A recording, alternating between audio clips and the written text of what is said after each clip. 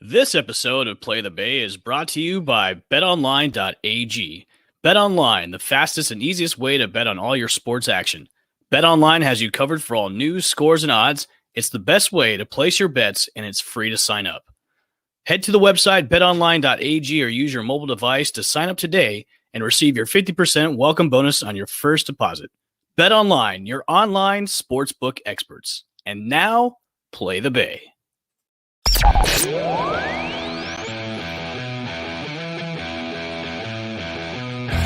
From Channelside Drive, where Lord Stanley Cup rests. Time ticks down! The Lightning win the Stanley Cup! Travel across the bridge to St. Pete to find our American League champs. And the Tampa Bay Rays have just won the American League pennant. And get ready to fire the cannon. Lob pass toward the end zone. Gronkowski, he makes the catch. Touchdown Tampa Bay. What a great grab by Gronk. Because it's time for another episode of Play the Bay. Play the Bay.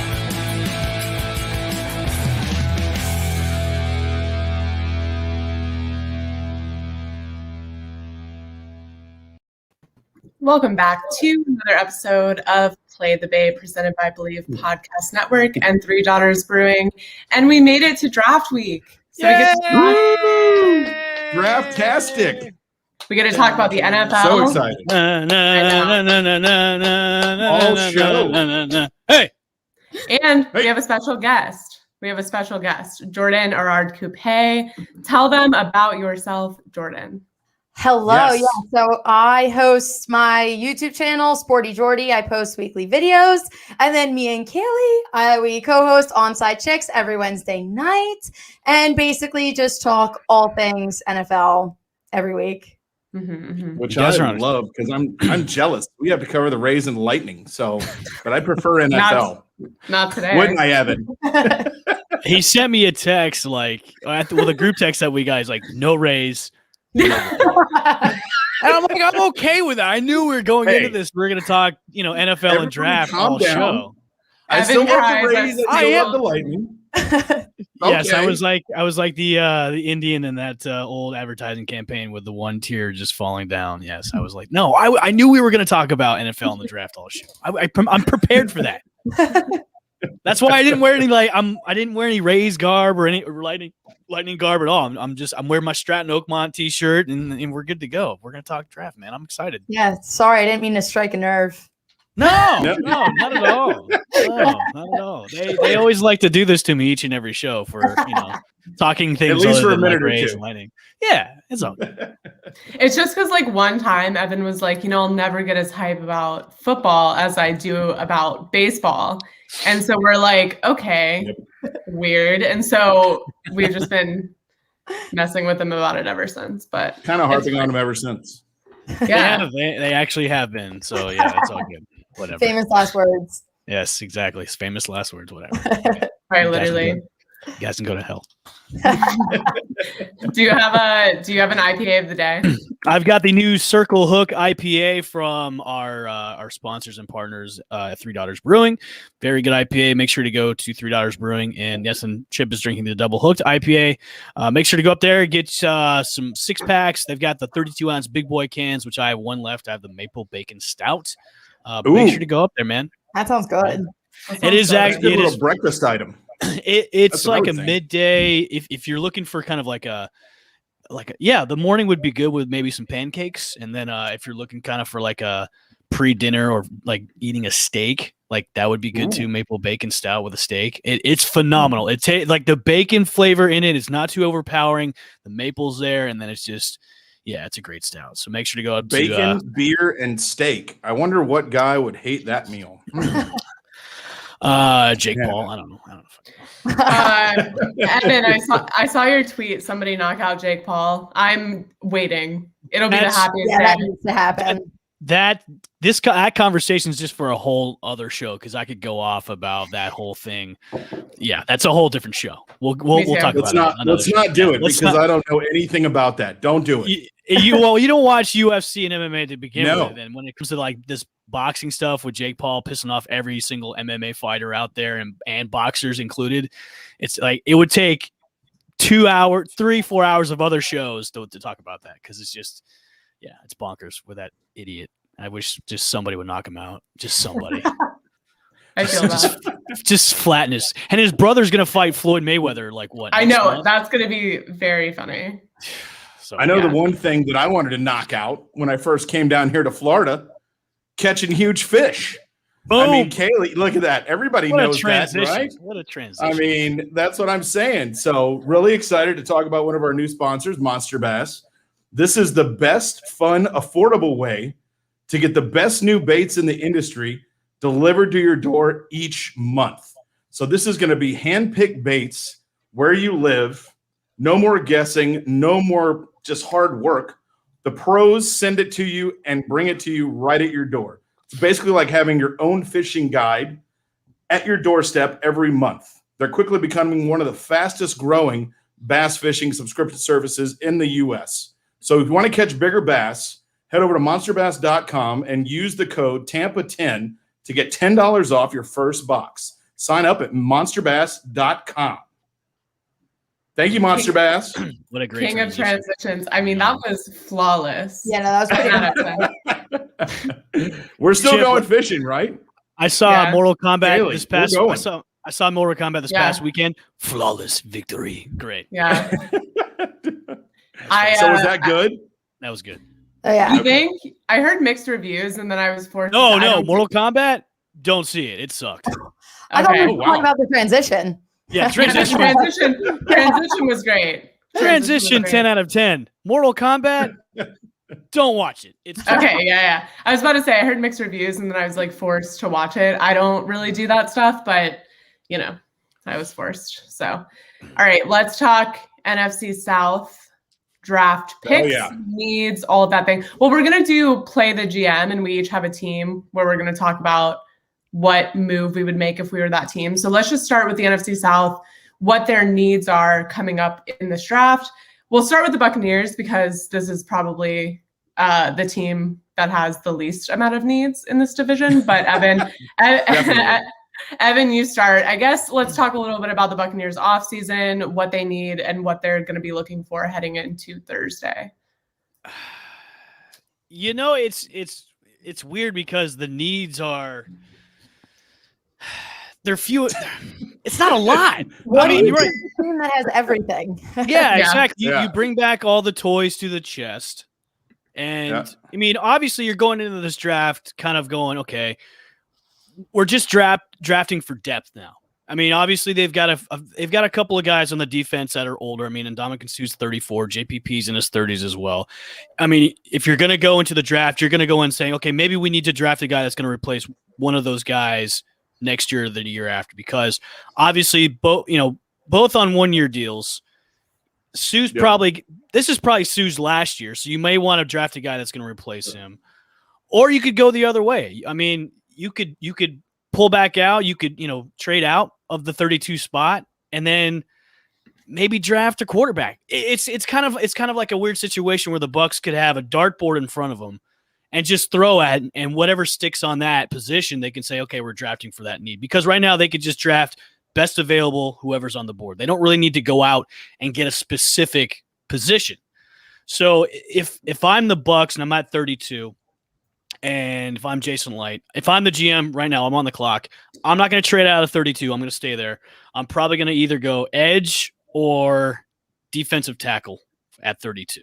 That's my opinion, because right now they just, when you bring back everybody, it's like you don't really need much because you've got everybody back. You're just drafting for guys that are for depth or they're for the future. And right now, that's probably what they're going to go for is for guys that's going to replace one of the older guys on the defense. So that's my GM thought for the day for the Bucs. So what do you guys think? I know today we saw the news. They exercised the 5th-year option on Vita Vea. And you just mentioned 2 guys who are on the defensive line. Obviously, they're in 1-year deals. So you would think, doesn't that kind of stick out as I would guess maybe your primary need? I mean, that's what I would think.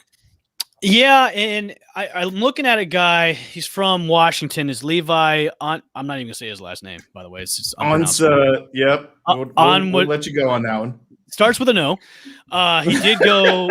Him and Vea were teammates when they went to college together, so that's a plus with them. And he could fit in a 4-3 defense, which Todd Bowles and his defensive schemes are fit for that, because I know they switched back from a 3-4 to a 4-3 this year. So they Levi can go that. Saruki. Thank you. Levi Saruki, Washington, 6'3", with the layup with the last name. Yeah. Yeah, you got it. So he's a guy that could definitely fit in the position. He could definitely, replace Sue when Sue is gone, whenever Sue decides to retire. So that's a guy they could go after on 32, who could probably fit in there and learn from the older guys. And when it's time to retire, he could just fit right in and just slide right in. So that's a guy I've been actually looking at a lot for the Bucks, who they could probably draft at 32 if I'm the Bucks. I don't know. What do you guys think? From an outside perspective from you three, because you have your perspective teams, what do you think the Bucks should do going into this draft? Don't all answer at once. I definitely think they should go defense. I saw a lot that they were thinking about going receiver, because there are going to be a lot of receivers in the later round. I just don't think that's as pressing. I think they're in a very good position, and especially if Antonio Brown comes back, which seems like he's going to. I just think that's more, especially with the age thing. Even if you don't play, you draft this guy at 32. Even if you don't play him this year, you have him for next year and you can bring him in. I think wide receiver it could be, though, because you're still dealing with Godwin on the $15 million 1 year franchise tag. So I mean, you might want to, if you lose, let's say the whole world falls apart, and we don't want it to do that. Well, Brady leaves, Godwin leaves, all the 1 year players you sign leave, and so you're not starting at square one ish, kind of, but you need to have another wide receiver you can pair with Evans. Although I think Scooter is still top notch in my department. Love Scooter Miller. So I don't know. That's maybe why I would think wide receiver as well. Yeah. I'm here. I think Jordan's absolutely right. I think just youth in the defense is super important. You look at how pivotal of a role the defense played in the playoffs leading into the Super Bowl, in the Super Bowl itself. So I think it's interesting that when you look in the offense, there's a ton of depth, a ton of young guys that they have trusted over the past year to step in and make those big plays. On the defense, there's not really those guys. You have not a ton of depth. You've got a lot of guys that have been franchise guys. They've been there most of their career, or at least for a decent amount of time. So I think you're looking to either replace like a Shaq Barrett, a JPP, or have someone come up behind them, maybe like a true Sam kind of linebacker, or you're looking to fill that spot behind Vita Vea and Ndamukong Suh. But I think defense is definitely the way to go. I just don't know that, especially in the first round, right at that 32 spot, if you're not going to trade it away. I don't know what offensive talent is going to be there that's going to be worth giving up the opportunity to get a higher defensive talent. Well, according to Chris Sims, great transition, by the way. According to Chris Sims, Justin Fields may be available at 32 for the Buccaneers to draft him. According to Chris Sims' mock draft that he came out with today, saying he will be the 5th quarterback taking off at 32 to the Buccaneers. I wanted your guys' thoughts on Chris Sims, the old Chris Sims of the Buccaneer old, saying Justin Fields is going to drop all the way to 32. I hate that. I just don't see that happening. I don't either. I want to know what Chris Sims smokes on a daily basis. We've seen draft day falls. I mean, we've seen people that were going to go in the top 10 ended up going in the 20s and sometimes later. So, I mean, it's not an uncommon occurrence, but I think with the talent of Fields and what he does and how his pro days have looked and the buzz around needing a quarterback, I don't see it happening.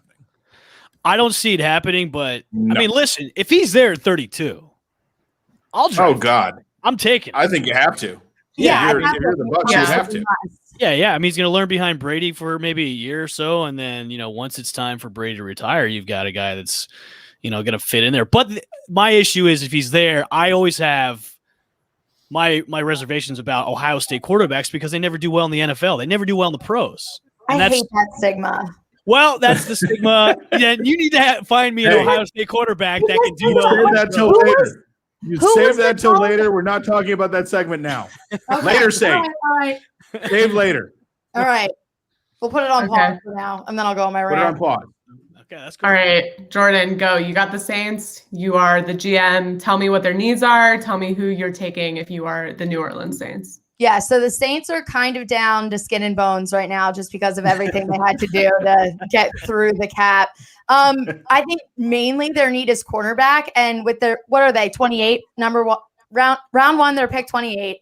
Yeah. So with the way it's looking, there is no way that Surtain or JC Horn is going to be there. I just can't see it. And with the position they're in, I don't think trading up is worth it because there are a lot of cornerbacks that are going to be talented that you can get in the later rounds. If I'm them, I'm taking Greg Newsome the second from Northwestern. You can also get Caleb Farley, either of them if they're available. I think they're great guys. They have, especially Greg Newsome, he's got the size, he's got the speed. I think he'd be great alongside Lattimore. It's a guy that he might not be your number one right now, but he can come in and be your number one later if you need him to be. And you don't, like I said, you don't have to waste picks trading up to get him, and he's going to fill the need. So Newsome, the second at 28.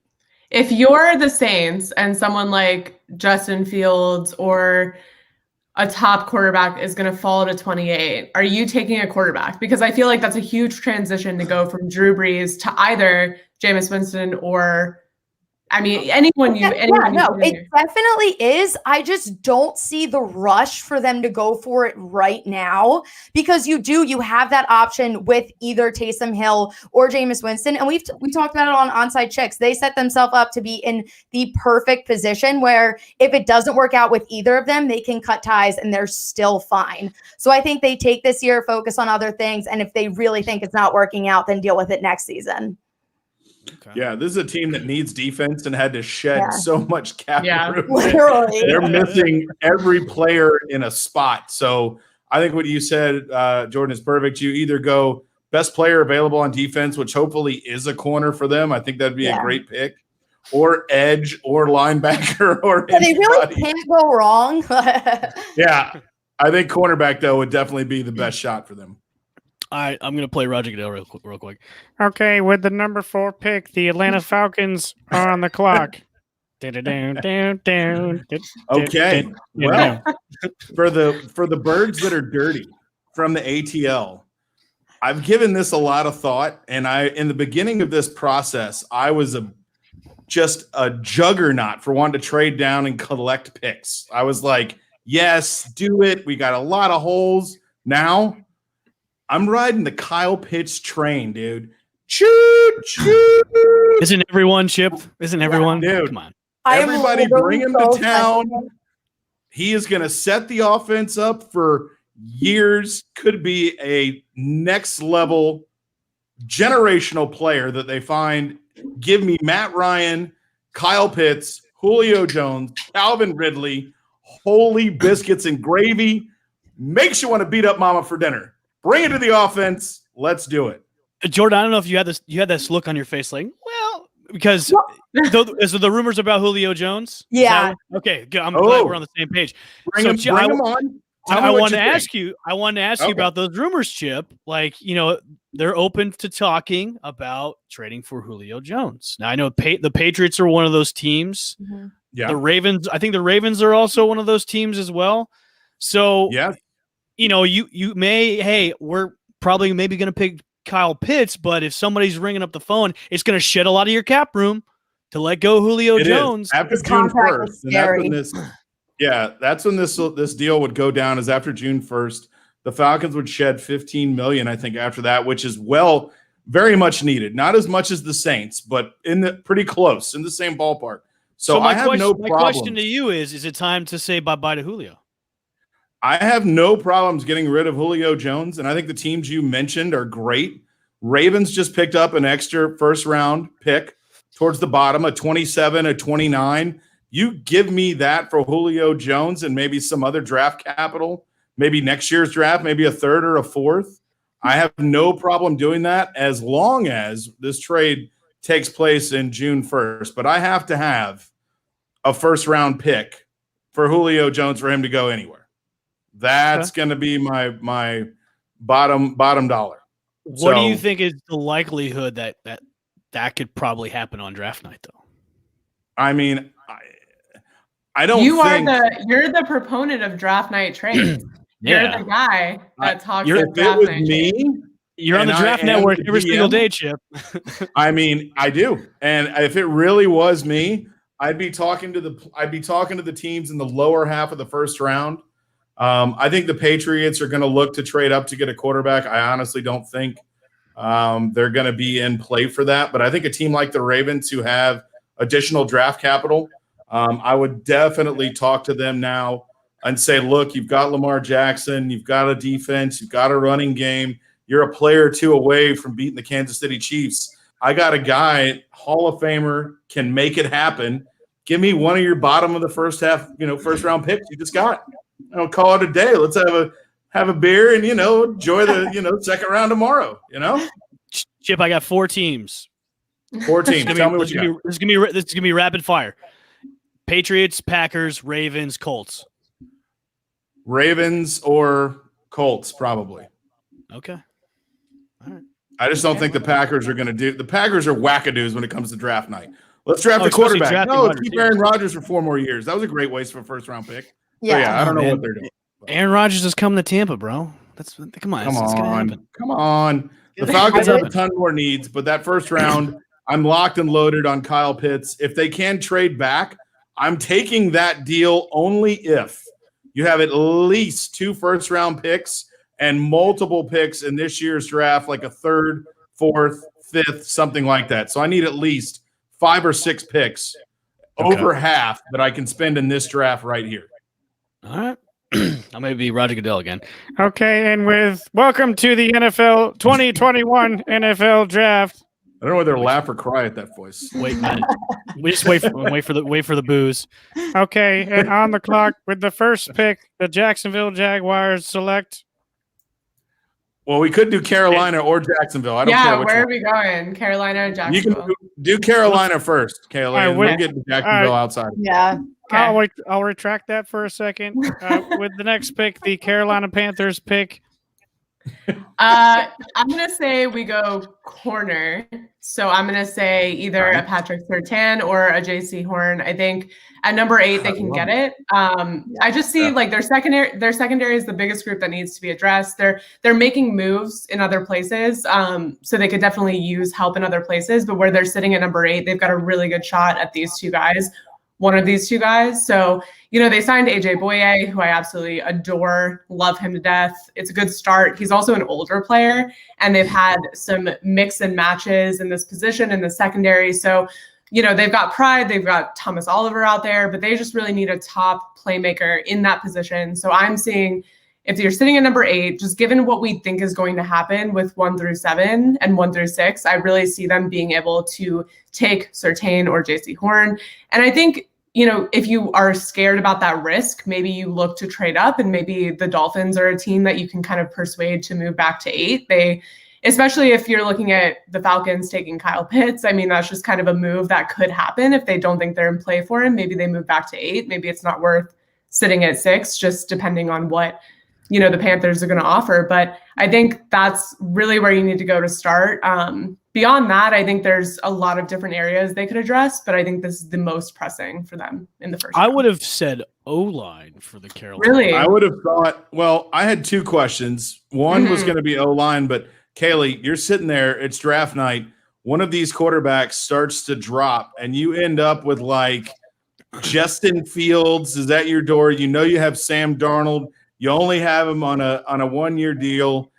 What are you going to do if the franchise is right there? Sam Darnold hadn't really had a lot of talent around him, but you also know that this quarterback you could be drafting could be a franchise player for the next 5 years. I mean, I would be really about Justin Fields. I think you'd be hard-pressed to convince me to take a Trey Lance at that spot, to be honest with you, which if the first picks fall as we think they're going to fall, and if Justin Fields stays near the top, which I really think he should, I think it'd be insane if he falls further. He's too good. We talked about it on Onside Checks. I think he's probably the most pure talented quarterback besides maybe Trevor Lawrence on this board. So I think it's tough to think that he would fall. But if he does fall, I think that any team that Justin Fields falls to, take him, right? I mean, I think there's so few teams, especially in that top 10, top 15, that couldn't use a quarterback. And I think we've talked about this before. The best scenario for those quarterbacks is to sit behind someone who's been there. And I'm not saying Sam Darnold is the best veteran to sit behind, but he's also experienced a world of obstacles. He's experienced having nothing. He's experienced, a dumpster fire of an exactly his nightmares at sleep at night. He's experienced Adam Gase. That's what he experienced. So he has a lot of wisdom to impart on a young quarterback, I would assume. And I think coming to a better situation, I think the staff is way more equipped to develop quarterbacks and really take them and make them better players. So I think having him sit behind Sam Darnold would be really cool. But I think that's the only guy you do it for, right? I don't think you do it for Trey Lance if Mac Jones falls. I don't think you do it for Mac Jones, but I think you do it for Justin Fields if he's still there. Okay. I think that's fair. That's fair too as well. All right. Should we move on? Should we move on to the number one pick? Let's swing it to Kaylee, because I'm dying to know. Jacksonville has just a cornucopia of picks and high rounds. Should I do my Roger Goodell again? I mean, I can't wait. Okay. Welcome everyone to the NFL 2021 NFL Draft. With the first pick, the Jacksonville Jaguars pick Trevor Lawrence, and if they don't, I will be not available. Yeah, in the streets. It's not going to be a good time if they don't. I think. And we're going to talk about quarterbacks later, and we're going to get to whether or not we think these specific guys will be successful based on where they could go. But this is just your consensus pick, right? And you have to, right? Like if you don't and something fails, right? Like if you go a different route right up top, if you go any other route, any other guy on this board at all in the entire draft and it doesn't work out, you look like the dumbest franchise on the planet. But if Trevor Lawrence, Lawrence doesn't work out, then like everyone would have picked him at number one. Like there's no one in this draft that would not pick Trevor Lawrence at number one. It's just the fact of we're sitting there, and if we try to make any like sneaky smart moves, I promise it will not work out. We've done it before. Kaylee, are you a thrower? What do you mean? If you get mad enough, you'll throw things. No. Draft night, you have duct tape on your remote? Yeah, I was going to say, do you have like a pillow in front of your TV just in case if you want to throw your phone at the TV? I don't throw things. What I do is I get up and I pace and I silently cry. Like I do the single silent tears. No, I'm the same.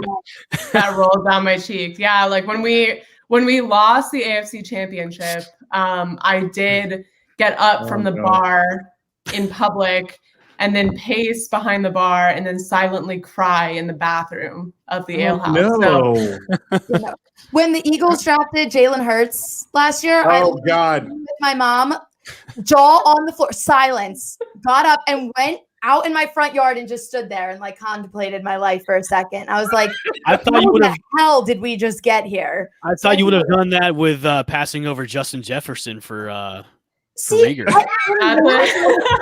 in that moment, I was choosing to remain positive, and because I think after that, everybody was watching that was going, "What are the Eagles doing?" Oh yeah, no, it was definitely a whirlwind of emotions last draft, and I'm not looking forward to this weekend. It'll be fine. Everybody that's really? why I think draft season is Christmas. Everybody can hope the best for their teams. They're playing rock, paper, scissors.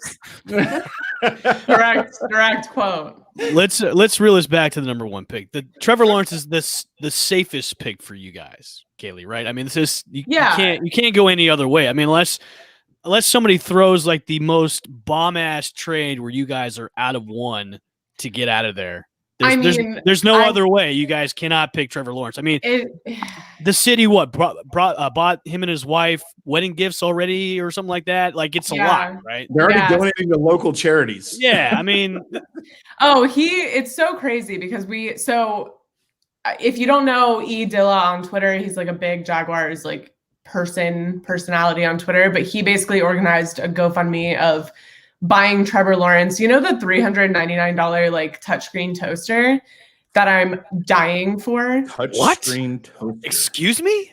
It shows you. I mean, look it up. You're gonna need one immediately. But he bought them that, and then he also got them a $999. I don't know why they couldn't just round it up to $1,000, but $999 espresso machine. And then Trevor Lawrence in turn donated $20,000 to Jacksonville charities with a little tag on the end being like, hope to join your community soon. And I'm like, I feel like this is not legal, but we're here. Is that all it takes? Is a toaster with a touchscreen and a this is kind of cool. The touchscreen toaster? Are you looking at it? I'm looking at it right now. I'm blown away. I've been asking for it for a while. And you know what's kind of crazy? I'm just gonna call out men real quick. Men overall. When the PS5 came out, you know how many men were on Twitter like, my girl better get me the PS5. My man better get me the $400 touchscreen toaster because if I don't know what my bagel is going to physically look like when it comes out of the toaster, I'm already at a disadvantage. It's actually $270. It's actually $279.95 on Williams Sonoma, and actually $299.99 on Bed Bath & Beyond. I'm getting it now. Wow. All right. So this shows pictures of what the food should look like after it's toasted. Yes. So it shows you like, because you know how they have like 1 through 10 and you're supposed to select it?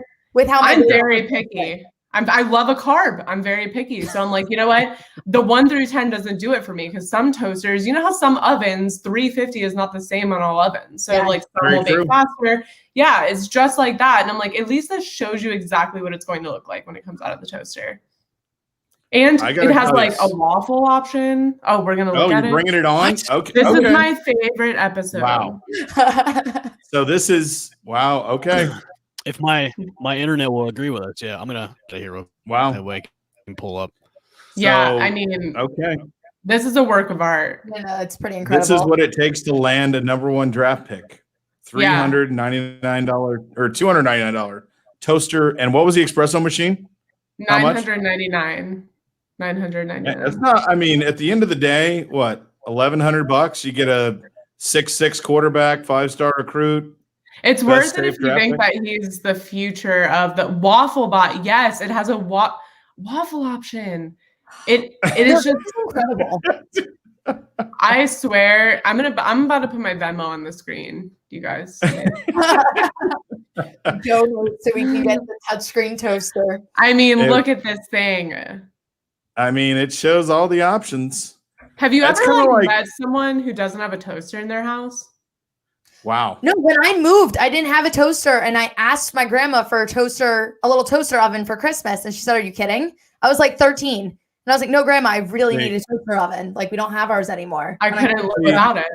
That has a lot of things that it can toast, almost like weapons, like LaVisca Chenault, a little Marvin Jones, a DJ Shark, if you will. Give me a nice little toast of James Robinson out of the backfield. Mm-hmm. I get you, Jacksonville. You're toasty. You're warming up over there, aren't you?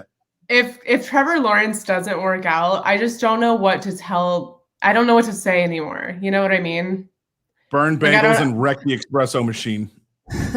I just don't even know what to do. I think it's a lost cause at that point, right? Like, I think the city's cursed if Trevor Lawrence doesn't work out. It will work out. Yeah. I fully believe in him.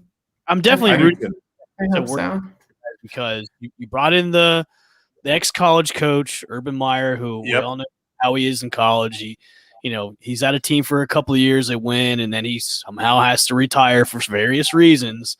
And now he's taking a shot. Oh my God, you just crossed your eyes on that one, Kaylee. I don't love him. Well, good. I believe your current relationship would hate that. I want it to work out because Miami's doing well. You've got the champs in Tampa Bay, and then Jacksonville's been like that.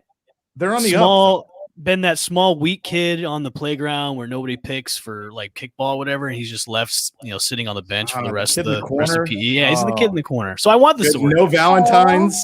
Oh, he didn't. No one does his Valentine's in class. All right, guys, this is bringing up terrible traumatic memories for me. But no, yeah, I mean, look, like one time we almost went to the Super Bowl. In 26 years, that's not quite enough. Like, I know we're a young franchise, but that's not quite enough. I just worry. I stress. I just feel like we're doomed to this life forever. And we shouldn't be, because our brand, our logo, our uniforms, fire. All fire. Everything's turning around. You guys have a pool at your stadium. That's awesome. Yeah. Like the There's Bucks always don't even have that. kids We in got a pirate ship but no pool. I mean, come on. For God's sake. We had a jail in ours at one point. Well, A that's jail? because that makes sense. That makes That's justifiable because Eagles fans are probably the worst people in the world. No offense, but you guys are terrible. They are. No offense. No, You guys are it's fine. terrible. It's fine. It's deserved. Very They're much like, so. what we should do after we won a Super Bowl? Destroy our town. Punch horses and just eat feces, I actually got a black eye and I cut my lip open because some guy, because some guy in front of me was pretending to be an eagle and just full on knocked me in the face. Wow. That's my Super Bowl story. Love that. Kaylee, I wanted to ask you, as a Jacksonville fan, is there a slim chance that they don't pick Lawrence at 1? Like they go a different route and say, hey, you know what? We think Zach Wilson's our guy, or we pick Justin Fields. I mean, is there like the slimmest chance that they just say, you know what, we have misdirected everybody and we're not taking Trevor Lawrence at 1? No. I think at this point, he is the most NFL ready quarterback, right? Like there's Trevor Lawrence, there's a gap, and then there's the other guys, right? And I think Justin Fields leads that pack, but I think there's still such a stark difference between those 3 or 4 guys and Trevor Lawrence. So I think if you're going to go the quarterback route, which you've really given yourself 0 other options, so you have to go the quarterback route. He's the number 1 guy. He's the number 1 quarterback. He's probably the generational guy that's going to be around in the next 5 to 10 years. Ideally, I don't think you really have an option. Cuts his hair first year or second year? None. No. None. He can't. No, come on now. That's the The magic flowing part. locks of quarterback love need to be out there on display. Can you imagine if he started wearing like the double French braids? Oh God! NFL has Then given us Jacksonville will burn. I can see him pulling a Justin Herbert and just like cutting it all off. And No, I still have the worst quarterback in the feelings world. for that. How fast do you think he'll become a Florida man? Quick. Well, He already is. it didn't take Minshew long, so I don't think it's going to take. Dude, Trevor Tom Lawrence. Brady was in the coldest place in America. He came down here for 1 year and he was thawed, drunk, and That's right. won a Super Bowl. Brady was here for like less than 6 months, and he's already like Florida man 2.0. I mean, Yeah. it's not going to take Trevor Lawrence long. I mean, not at all. I think he's going to move through well. So what we should do now, we've all talked about quarterbacks. We know the number 1 guy, but statistically, one of these 4 guys we're talking about right now, Trevor Lawrence, Justin Fields, Mac Jones. Haven't really said much about Zach Wilson, but it'll be interesting to hear what we all think. So usually quarterbacks in this area, there hadn't been this many, and there could be for the first time in NFL history, 4 drafted. Usually 25% or one of these guys is going to only make it. The other 3 will fail, be not above average quarterbacks, not transcendent athletes, not running your franchise, and will typically be gone before the end of their first contract. Ask the New York Jets, a la Sam Darnold. So which one do we think is going to be the failure? We're going to start with Kaylee, and then Jordan, and then Evan, and then I'll go last because I brought up the segment. Who do we think is going to be the failure? Who's going to be who's going to be the one that? All right, hold on. Let me rephrase Flourish or flounders. You could do flourish or flop, but I want to hear the guy that's going to be 25%. Only one of the guys is going to be great. Usually, other 3 are going to be middle of the road. We think Trevor Lawrence is obviously the safest pick. I think. Do we all agree on that? Yes. Yeah. Good. Yes. So out of those other 3 quarterbacks, who's the worst one?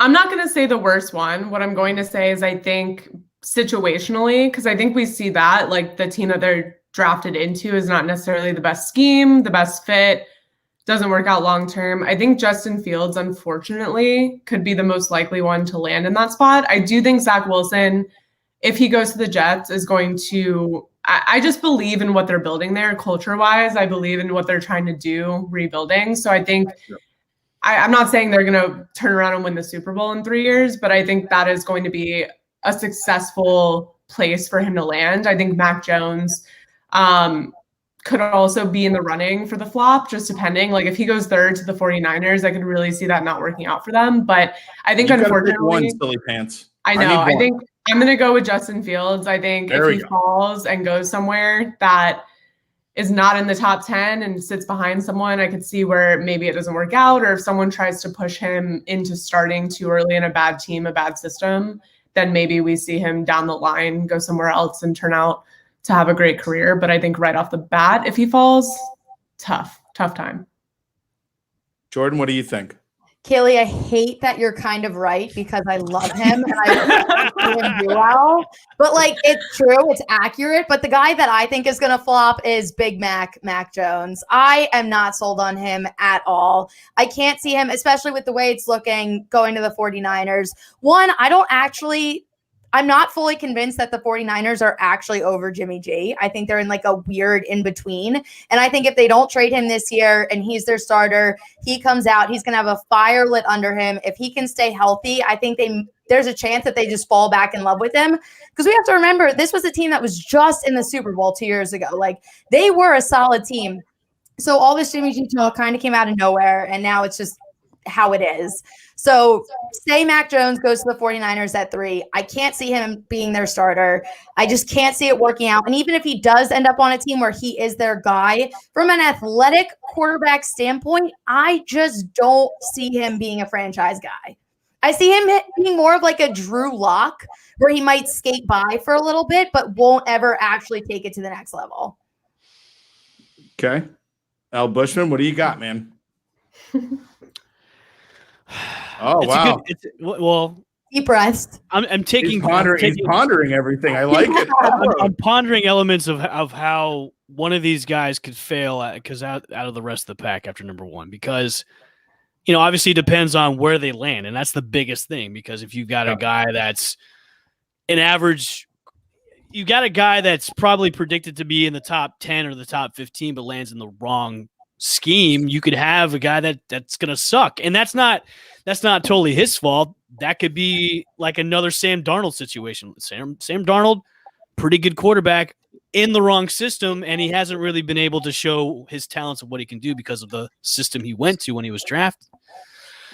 If I was to pick the person or the QB that I'm leaning towards Mac Jones, because the SEC, when you're on Alabama, the SEC, the rest of the SEC is they're like high school teams when you're playing in the SEC. And when you've got your receivers that are wide open, where you could fit a whole car in between them and the corners, it's easy peasy, man. You've got an offensive line that's protecting you all day. Car. Yeah, what I saw in the national championship was the Devonta Smith show. It wasn't the Mac Jones show. It was the Devonta Smith show. And it was almost like you seen Mac Jones just lob a ball up in the air and said, well, he's going to catch it because he's burning all these corners. And he's making these guys look stupid. I don't think he's ready for the pressure yet when it comes to the bigger, faster game that he's going into. Now, granted, if he gets drafted by the 49ers, going into a pretty good situation. They've got a pretty good offensive line. You're going in with a good coach in Kyle Shanahan. But it's the tools that's going to make him a quarterback that I'm on the fence about, because I don't think he's ready for the bigger, faster, stronger of the NFL. And when you're coming from the SEC, where you're scooting by and skating by, playing teams where you just lobbing the ball to your wide receivers, I just don't think he's ready for that yet. I really don't. And I think that's the guy I want to see do well, because I think he has the tools to be a good quarterback. I just don't think he's going to do well. I think he might be a flop. That's who I've got as my flop, is Mac Jones. I think I'm going to have to go with Kaylee on this one with Fields, just due to the fact that his athletic ability gets him out of so many jams. And you see that there's been a lot of discussion on him getting through his reads and going through his progressions. And in an NFL league, you have to be able to go through those checks, and everyone is athletic. You've got guys that are 240 to 260 pounds who will run 4.5 or can almost, run sub 4.49 or something like that. So everybody's an athlete. And I think you look at the guys that succeed in the NFL, you can have guys that are mentally above everyone else, like a Peyton Manning, like a Drew Brees, like an Aaron Rodgers, who some of those guys when they're younger are a little bit more agile. But I just see Mac Jones falling into one of those categories, one of those guys who's very cerebral and can read a system and can move around in the pocket. Although both universities, Ohio State and Alabama, never have good quarterbacks that transition well into the NFL. They're both horrible. So I think that Fields being a little more raw, having better athletic talent gets you to the NFL. But in the NFL, everybody's athletic. Everybody can do what you can do. Chip, So but don't you think his athletic ability, what he can do, what we've seen he can do on the field, doesn't that push him above the rest of the guys? Because, and it also depends on what system he goes into, because of how raw he is and how he can make plays with not only his arm but also his legs too as well, though. Everybody's an athlete in the NFL. Yeah. There are defensive linemen that run as fast as Justin Fields. True. So that's the scary part. If you're a quarterback that runs and you can't get through your reads, or you don't look for your checkdowns, or you don't go through your progressions, is that there's somebody who's 6'4", 305 pounds that ran a 4.53 that's coming to freaking nail you. So that's what I think. He's probably the biggest chance for, dropping and having issues transitioning. I think Mac Jones, though, athletically is very subpar, obviously, compared to everyone else we're looking at. But I think mentally, you can put him in an offense that's West Coast, really short, like San Francisco. They run slants, curls, everything within 10 or 15 yards, and you get the ball out really fast. You don't have to worry about rush and things like that. So San Francisco, they're also a run-heavy team too. Yeah. That's true. That's very true.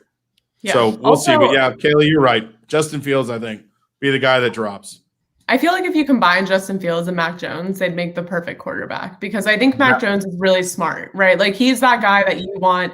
Mentally, he's NFL ready. He's NFL veteran if you look at his mental capabilities. But yeah, I think the best case scenario would be for him. I hated the idea of him going to San Francisco because I just thought that was wild to take him at 3. But now that I'm looking at it, I'm like, that might be great for him to sit behind Jimmy Garoppolo if they rebuild what they had 2 years ago and let Jimmy Garoppolo take the lead. Like, I would be interested to see what he does there. But let's use that transition to way too early projections for offensive. That's what's fun about the draft show.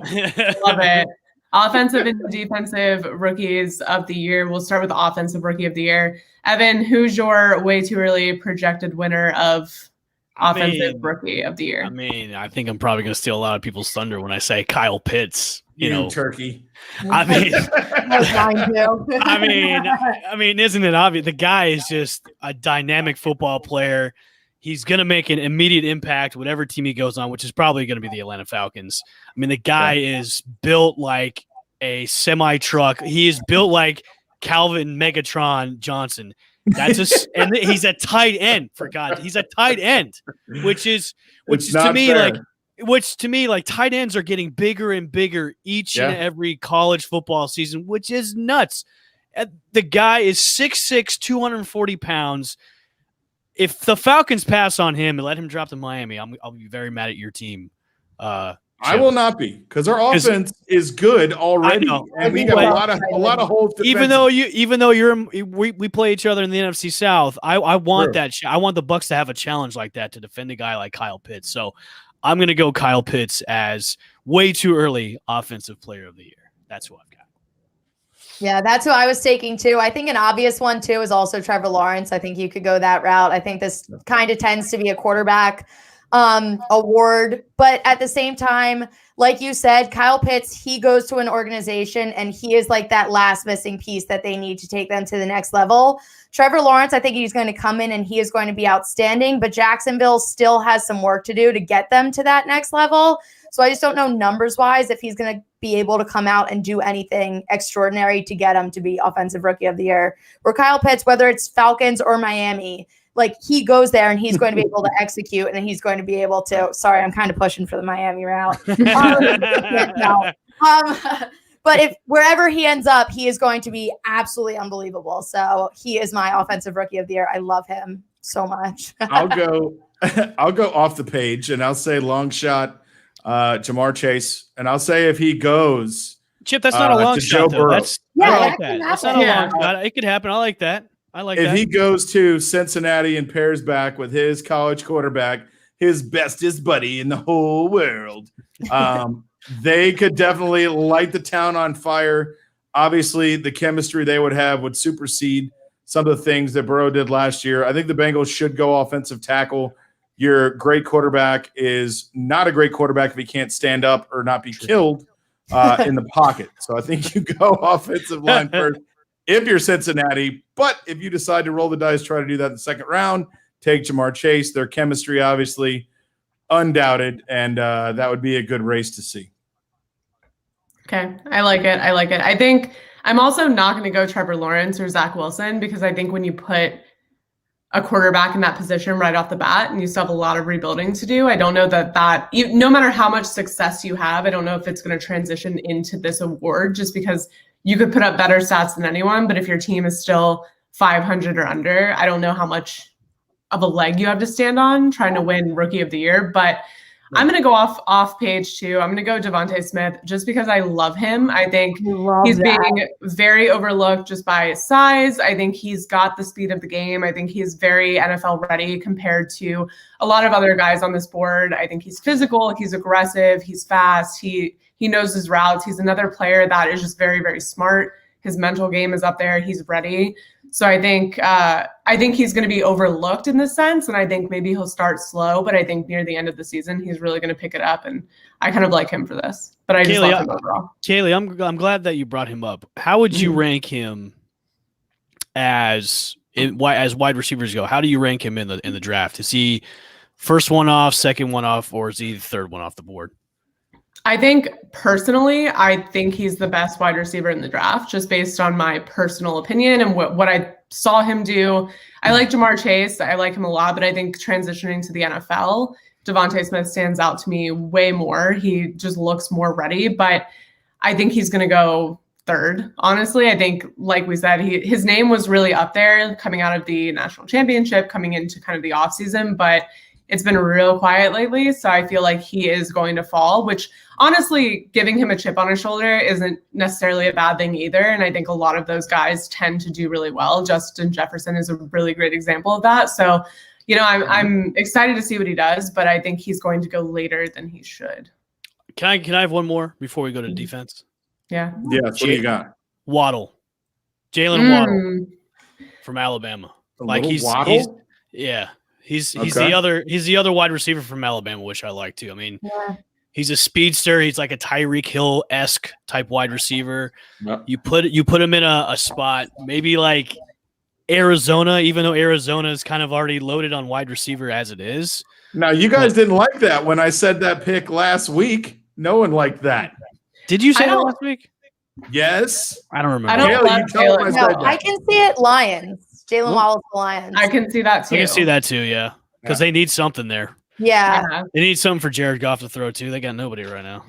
I just don't feel like we saw enough of him, if that makes sense. Like, I know we saw him, but I just don't feel like we saw enough to convince me that he's going to. Well, it was the Devonta Smith show. That's why. Yeah. It was the Devonta Smith show in Alabama. That's why we didn't see enough of him. I mean, and everyone can keep harping on him for his weight. In my mind, you look at his raw talent. He is unbelievable. His weight to me doesn't scare me. You get him with a meal, you get him on the right meal plan. You get him with a trainer. That's something that you can build over time. That talent you can't change, and he's got a lot of it. Okay, let's go to defense. Defensive rookie of the year. Kaylee, you go. You go first. I think I'm going to go with the obvious. I'm going to say Micah Parsons. I know it's hard. I would go off page, but I really, really, really believe that he's just going to light it up. Like, I think he is going to just be very dominant. I think if he lands in the right position with the right team, I think he can make a huge impact. There's a lot of teams needing this position and needing a guy like this to come and fill that void for them. So I think he's going to end up in a situation where he can make an immediate impact. He can really put, good plays together. He can really make a name for himself. And I think that's kind of the main thing is I think he's going to have an easier path to making plays and being, I guess, looked at in the sense of his position specifically, whereas a lot of these other guys, they'll probably start, especially these like top 5 to 10 guys, but I don't know that they're going to be in a position on their respective teams to really have as much of an impact as Micah Parsons will. Who do you think drafts him? I don't that's know. A question. I mean, I don't know. And I see him as high as in the top 10 and as low as in like 17 or 18. Yeah. There's one team that sticks out to me the most that loves defensive players like this, especially with players that have had off-field issues like Parsons has. Where are you going with this? The Raiders. I think John he's gone Gruden. before then because what You are the think Raiders? so? Yeah. They're What are the Raiders 17. at? They're at 17. 17? If Yeah. he falls I mean, to I 17, something's wrong. Yeah. I see New England. I really like them. If Denver doesn't get a quarterback, I still like them. I like the Giants. Yeah, I don't know. That'd be interesting to see. Yeah, that'd be interesting to see. I think if he and honestly, I think he's the best linebacker on the board. I was actually going to stay. I totally agree, and I would take him, but just to stay to somebody else, I'm going to go Zavin Collins from Tulsa. Yes. Who is a Good one. mammoth man-child of a player, 6'4", like 260. This guy played basketball and also played several positions in high school. I think he played quarterback as well. But this guy is a freak. He goes all over the field, great in pass coverage, can be a rusher. He's going to go somewhere in the bottom half probably. I can't imagine him going to a team that already has a good defense. You put him on the Ravens and they just say, hey, look, go get a quarterback. That's all you have to do. This guy can play with his hand in the dirt or stand up and straight rush a quarterback, and it would be scary. I can't imagine him going to the Browns with a Jadeveon Clowney, put him on the opposite side. It would be disgusting if you put him on a team that already has a premier pass rusher and just let him do his thing. So I'm going to say Zavin Collins. That's mine. I like that. I like that too. No, I love him. I can't believe he's going to fall to like as late as he will, because I think he's going to be not a sleeper because he's still a first round guy, but I just think he's going to be a standout. I was going to go Parsons just because for obvious reasons. I'll go Surtain just because you can't go wrong with him. He's, I think personally, the best cornerback in this draft. I hate to even say it. I think he's going to end up on the Cowboys, but like unbiased. Like they need a lot of help though, so he'll fit right in. They can build up their offense as much as they want. They're not going to be able to get anywhere if they don't build this defense. And I can see him falling to 10. Realistically, I feel like that's where he'd end up. And if he's available and they don't take him, I think that's the stupidest move on their end, because I think he is the guy that can start moving their defense in the right direction. But I just think he's going to come out and be a beast. Yep. I'm going to go probably somebody out of left. I'm going to go Zavin Collins out of Tulsa. You're going to take my Zavin. You took him. Oh, did you take him? Wow. Wow. Are we on the same podcast? Wow. I'm sorry, man. Now we know what Evan does when you talk. Yeah. I'm sorry. It's these. That's okay. It's these. No, What they about don't. Trayvon No. Moring, TCU.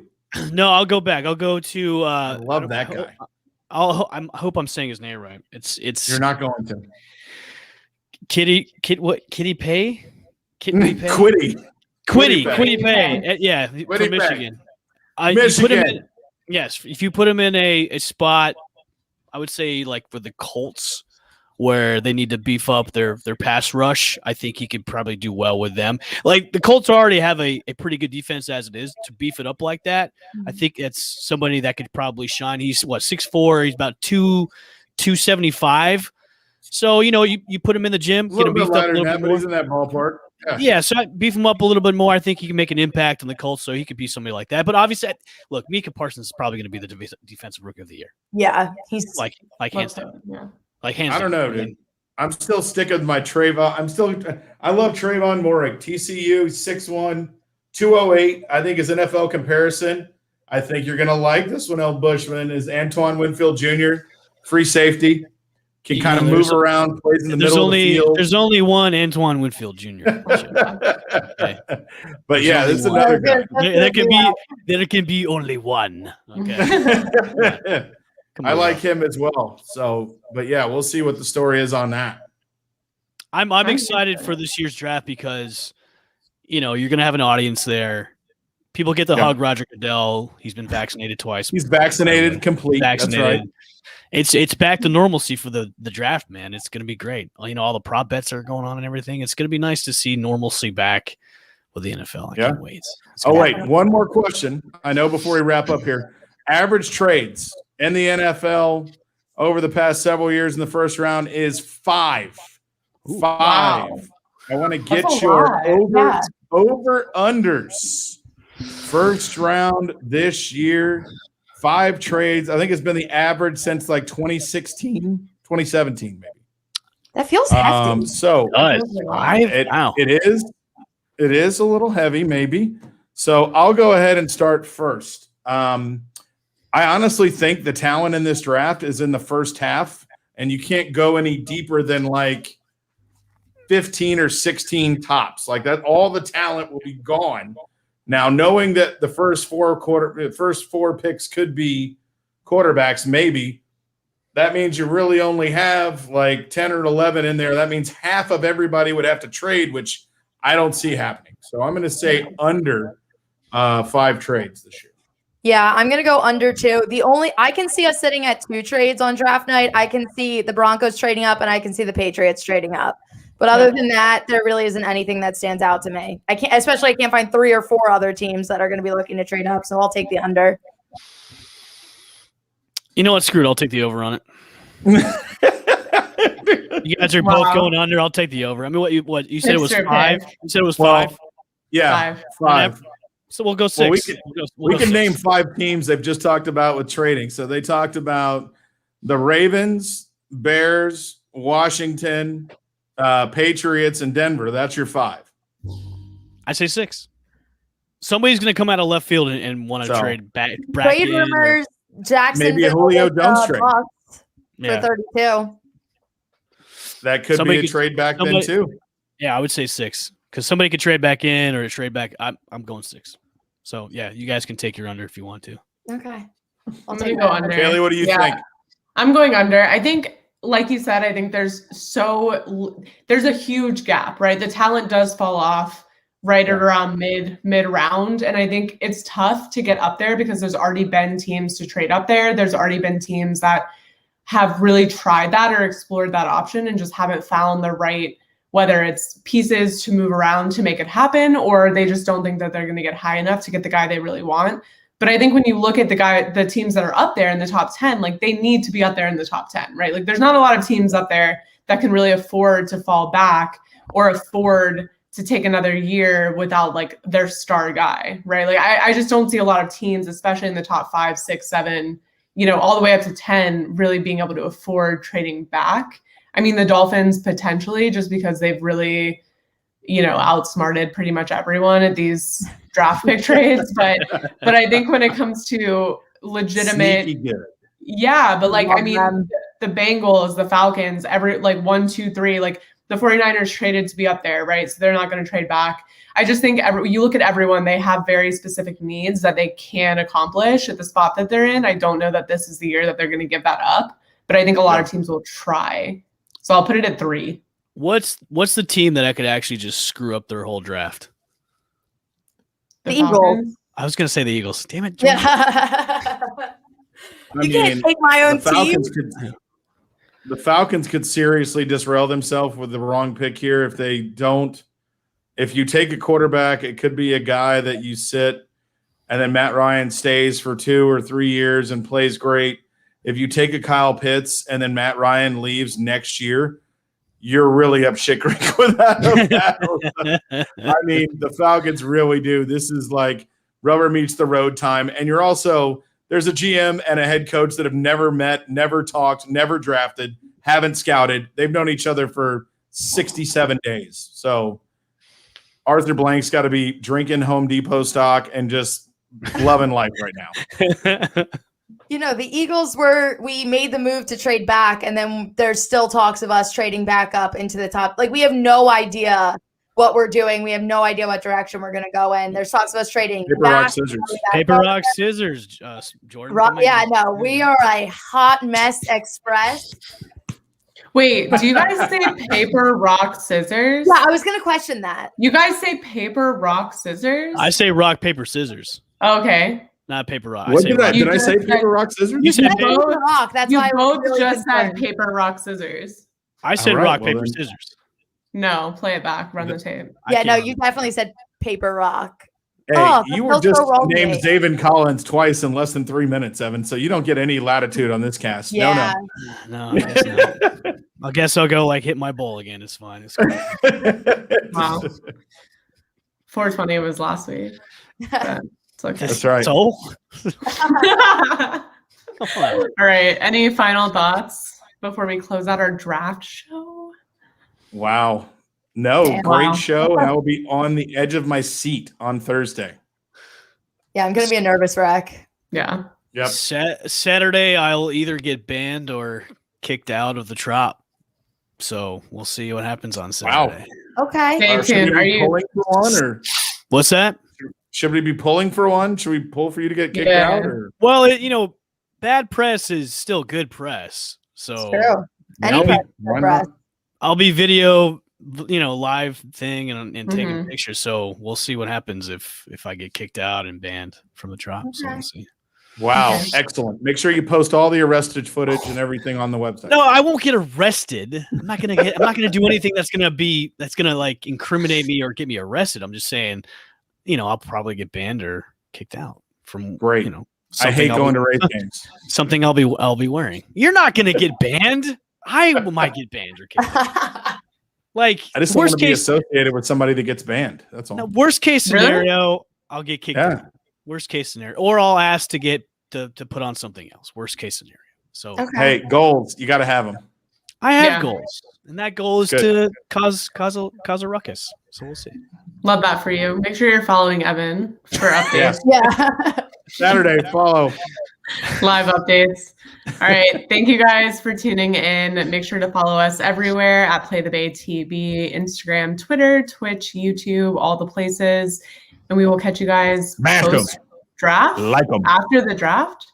Should we do a post-draft show if everybo's available? Maybe. I don't know if I'll be available, but you Draft guys show. I won't be available, but why not? I mean, I guess I'm the only one available, so I'll just do one by myself.